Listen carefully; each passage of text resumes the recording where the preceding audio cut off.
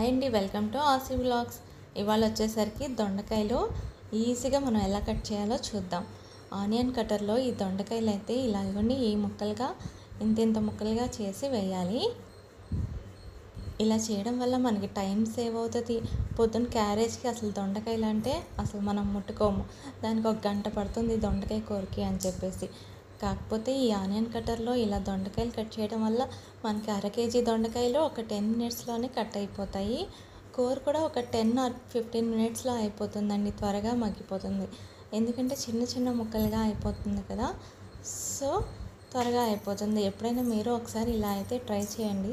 ఇదైతే చాలా easy process అండి దొండకాయలు తినే వాళ్ళకి.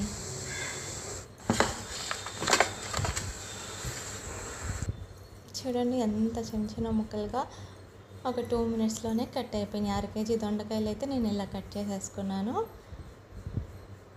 మార్నింగ్ కరెక్ట్గా 7:45 అనుకుంటా పొయ్యి మీద వేసాను. 8 కల్లా కర్రీ అయితే అయిపోయింది, త్వరగా మగ్గిపోయింది. నేనైతే ఈ దొండకాయ కూరలో మా అమ్మాయికి ఏమి ఇష్టం ఉండదండి, దాంట్లో వేసిన గుళ్ళు కరివేపాకు ఏమీ కనిపించకూడదు, ఓన్లీ ప్లెయిన్గా ఉండాలి. సో నేను ప్లెయిన్గానే ఇలా చేసేసి అయితే క్యారేజీ కట్టేశాను. మీకు కనుక నా వీడియో నచ్చితే ప్లీజ్ సబ్స్క్రైబ్ చేసుకోండి.